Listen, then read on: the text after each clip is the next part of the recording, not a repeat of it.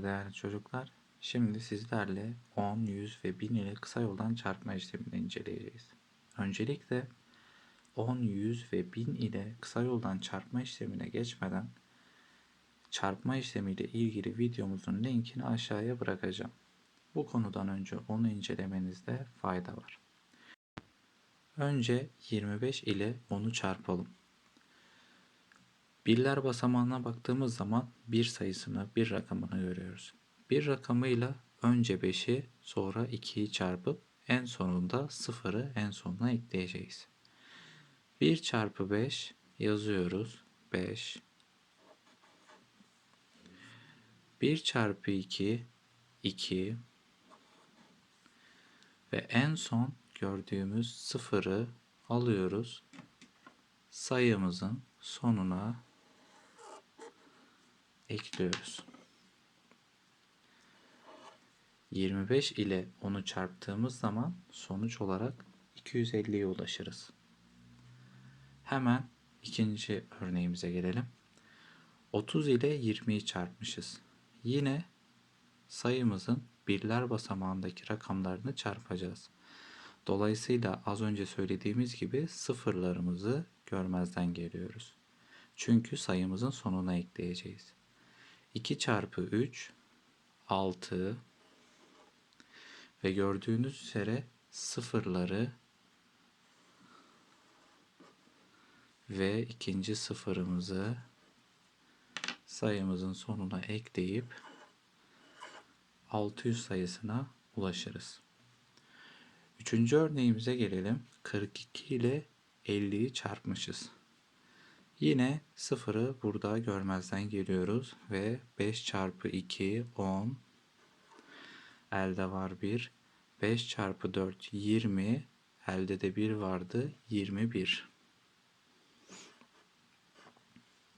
Ve yine her zamanki gibi sonda bulunan sıfırımızı sayımızın sonuna ekleyip 42 çarpı 50 eşittir 2100 sonucuna ulaşıyoruz. Bir sonraki örneğimize gelelim. 54 ile 80'i çarpmışız. Burada yine her zamanki gibi birler basamağındaki rakamla sayımızı çarpıyoruz. 8 çarpı 4 32, elde var 3. 8 çarpı 5 40. 3 daha eklersek 43. Ve sonda bulunan sıfırı sayımızın sonuna ekliyoruz. Böylece 54 çarpı 80'in 4320 olduğunu görüyoruz. Ve 10 ile çarpmada son örneğimiz 62 çarpı 7. Öncelikle 7 ile 2'yi çarpınca 14 eder. Elde var 1. 7 ile 6'yı çarpınca 42 eder. Bir de elde 43. Ve sonda bulunan sıfırı götürüp sayımızın sonuna ekliyoruz. Böylece 62 çarpı 70'in 4340 olduğunu görüyoruz. Evet arkadaşlar, burada da 100 ile çarpımı nasıl yapacağız onu göreceğiz. Öncelikle 10 ile çarpımda söylediğimiz gibi sayımızın sonunda bulunan sıfırları yine göz ardı edeceğiz. Bakalım nasıl yapılıyor. Öncelikle birler basamağında bulunan rakamı yine sayımızla çarpıyoruz. Yani 1 çarpı 2 ve 1 çarpı 3 şeklinde. Bilindiği üzere çarpma işlemi sondan başlar. 1 çarpı 2 2, 1 çarpı 3 3 ve son iki sıfırımızı en sona ekliyoruz.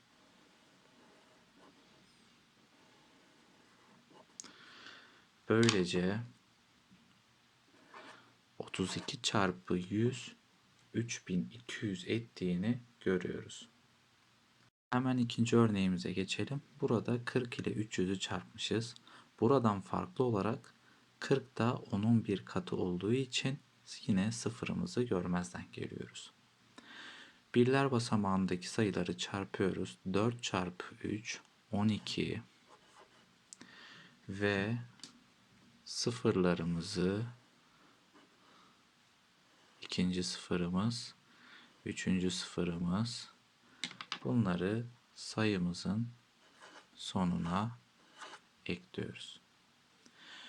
Üçüncü örneğimize geçelim. 27 ile 500'ü çarpmışız. Yine birler basamağında 5 var. 7 ile 5'i çarpıyoruz. 5 çarpı 7 ne yapar? 35. Hemen yazalım. 30, 5'in 5'i elde var 3. 5 çarpı 2 10, elde 3 vardı 13. Ve yine sonda bulunan 2 sıfırımızı götürüp sayımızın sonuna ekliyoruz. Böylece 27 çarpı 500'ün 13.500 olduğunu görüyoruz. Hemen yeni bir örneğimize bakalım. 350 ile 700'ü çarpmışız. Burada yine 3 tane sıfırımızı görmezden geliyoruz. 7 çarpı 5 35. Hemen yazalım. Elde var 3. 7 çarpı 3 21. 3 de elde vardı 24. Pardon. Şu 3 tane sıfırımızı yine sayımızın sonuna ekliyoruz. Ve son örneğimiz 142 çarpı 600. Yine 2 tane sıfırımız var. Bunları görmezden geliyoruz. 6 çarpı 2 12. Hemen yazalım. 12'nin ikisi elde var. 1. 6 çarpı 4 24. 1 vardı elde 25. 25'in 5 elde var 2. 6 çarpı 1 6. Elde 2 vardı 8. Ve yine son olarak sıfırlarımızı götürüp sayımızın sonuna ekliyoruz. Böylece 100 ile çarpmayı da öğrenmiş olduk. Sırada 1000 ile çarpma var. Evet değerli arkadaşlar, 1000 ile çarpmanın da kısa bir yöntemi var.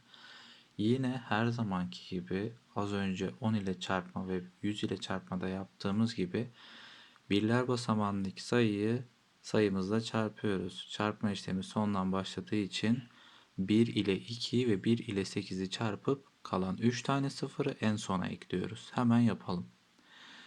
1 çarpı 2 2. 1 çarpı 8 8 ve 3 tane sıfırımızı sayımızın sonuna ekleyeceğiz.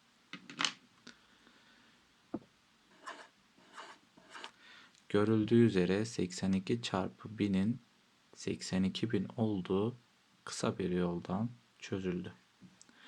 Hemen ikinci örneğimize bakalım. 75 ile 4000'i çarpmışız. Yine sıfırlarımızı tabii ki görmezden geliyoruz. 4 çarpı 5 20. 20'nin sıfırı elde var 2. 4 çarpı 7 28. 2 de elde vardı 30. Ve 3 tane sıfırımızı burada sayımızın sonuna ekliyoruz. 75 ile 4000'in çarpımı 300.000. Diğer örneğimiz 470 ile 3000'i çarpmışız. Burada yine birler basamağındaki rakamı sayımızla çarpıyoruz. Sıfırımızı görmezden geliyoruz. Çünkü sıfırımız daha sonra sayımızın sonuna eklenecek. 3 çarpı 7 21. 21'in biri elde var 2. 3 çarpı 4 12. Elde 2 vardı 14. Ve sayımızın sonundaki sıfırları çıkan sonucun sonuna ekliyoruz. Yani kaç sıfır ekleyeceğiz? 1, 2, 3 ve 4. Hemen ekleyelim. Görüldüğü üzere bu şekil sonuç çıkıyor. Bir sonraki örneğimiz 40 çarpı 7000. Yine sıfırlarımızı görmezden geliyoruz. 7 çarpı 4'ün 28 olduğunu biliyoruz. Hemen 28 sayısını buraya yazdıktan sonra kaç tane sıfır olduğuna bakalım. 1, 2, 3 ve 4. 4 tane sıfırı sayımızın sonuna ekleyip sonuca ulaşıyoruz. Bir diğer örneğimiz 250 çarpı 8000. Yine sıfırlarımızı görmüyoruz. 8 çarpı 5 40. 40'ın sıfırı elde var 4. 8 çarpı 2 16.